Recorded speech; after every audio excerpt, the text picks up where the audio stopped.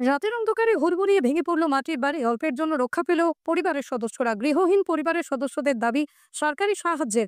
ঘটনা পশ্চিম মেদিনীপুর জেলার দাসপুর 1 নম্বর ব্লকের বাসুদেবপুর অঞ্চলের কলমি জোড় এলাকায়। থানায় অজয় পাড়ে ও তার 2 ভাই পরিবারের সদস্যদের নিয়ে দোতলা মাটির বাড়িতে বসবাস করত।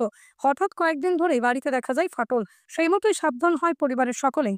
গতকাল রাত্রি নাগাদ বাড়িটি হঠাৎ হুড়মুড়িয়ে ভেঙে পড়ে। অজয় পাড়িয়ে এবং তার ভাইয়ের পরিবার ভেঙে যায়, অন্যত্র আশ্রয় নিয়েছে। এক ভাইয়ের বাংলার বাড়ি নেই, তাই সরকারি সাহায্যে কাতর আবেদন জানিয়েছেন এই পরিবার। ইতিমধ্যেই বাসুদেবপুরের অঞ্চলের পক্ষ থেকে সহযোগিতা করা হয়েছে, এমনটাও জানাচ্ছেন পরিবার।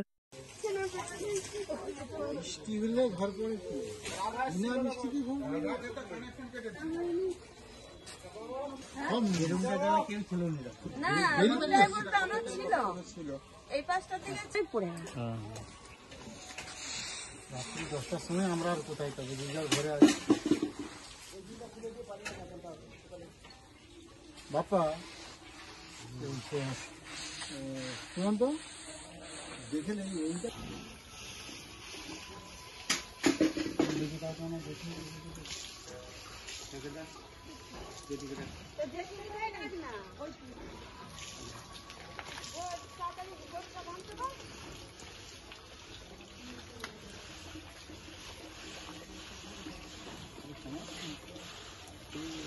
আবার ওইসব কাল কাল কাল করতে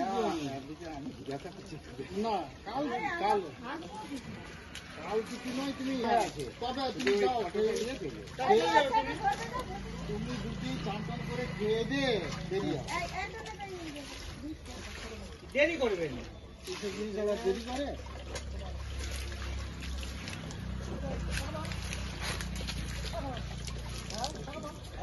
হ্যাঁ দেরি করে ছিল, আমি সাংবাদিক এসেছি,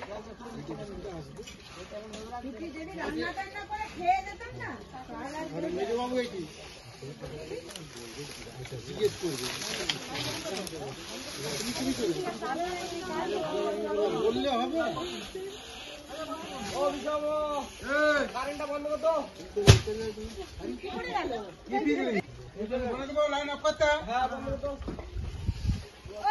এই বাড়িতে চারজন।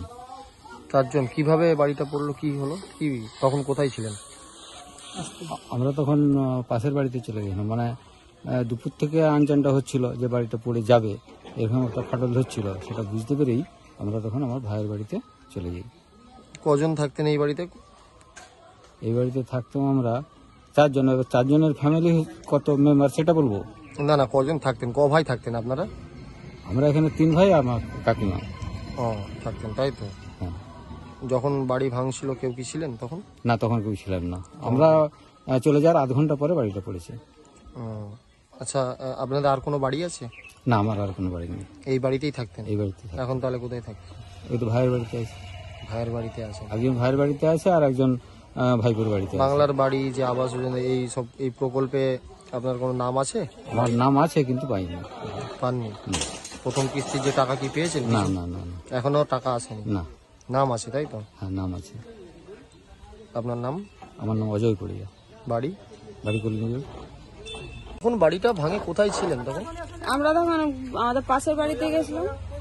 বুঝতে পারছিলেন নাকি? হ্যাঁ, আগে থেকে বুঝতে পারছিলাম, কড়কড় মরমর আওয়াজ হচ্ছিল। আওয়াজ হওয়ার জন্য আমরা সেখান থেকে চলে গেছিলাম। আর এখন কোথায় আছেন তাহলে? এখন আমরা পাশের বাড়িতেই আছি, তো এখানে খাওয়া দাওয়া করে সেখানেই চলে যাবো। আর কোনো বাড়ি টাড়ি? না না, আর কোনো বাড়ি নেই আমাদের। বাংলার যে বাড়ি প্রকল্প কি আবাস না যোজনা? না, আমরা কিছু পাইনি। নাম আছে নাকি? না, নাম নেই আপনাদের? মোট কতগুলো ফ্যামিলি থাকতো এখানে? মোট মানে ওরা 4 ভাই, 4 জনে মানে 2 জন এখানে থাকতো আর 2 জন সেখানে থাকতো। দুজন থাকতো তাই তো? 2 জন। আপনার নাম? জয়ন্তী করি। কিভাবে কি হলো এটা? প্রথমে দিনাজটের আগে একটু সাইডটা একটু ধস নেমেছিল। তারপরে আমরা জানি যে এটা হয়তো টিকে যাবে, সকলকে জিজ্ঞাসা করেছিলাম, বললো যে এখন কিছুদিন টিকে যাবে। তারপরে আমরা ঘর থেকে মোটামুটি 3-4 আগে সমস্ত কিছু মালপত্র বের করে দিই। কালকে হঠাৎ কি ওই একটু দুপুর থেকে যখন মনে হলো যে কড়কড় বা ভেঙে পড়ে যাবে, তখন আমরা মোটামুটি মালপত্র না বার করেও নিজেরা প্রাণে বাঁচার জন্য বেরিয়েছি। এখন কোথায় আছেন? অপরের বাড়ি। অপরের বাড়িতে? তিনটে ফ্যামিলি থাকতো তাই তো? হ্যাঁ, আপনার নাম, বিকাশ করে বাড়ি? কলমিজ। প্রশাসনের কাছ দিয়ে কোনো সহযোগিতা এই মুহূর্তে পেয়েছেন? গিয়েছিলাম অঞ্চলে, একটু তিরপল দিয়েছি। অঞ্চল দিয়ে সাহায্য করেছে তাই তো? হ্যাঁ।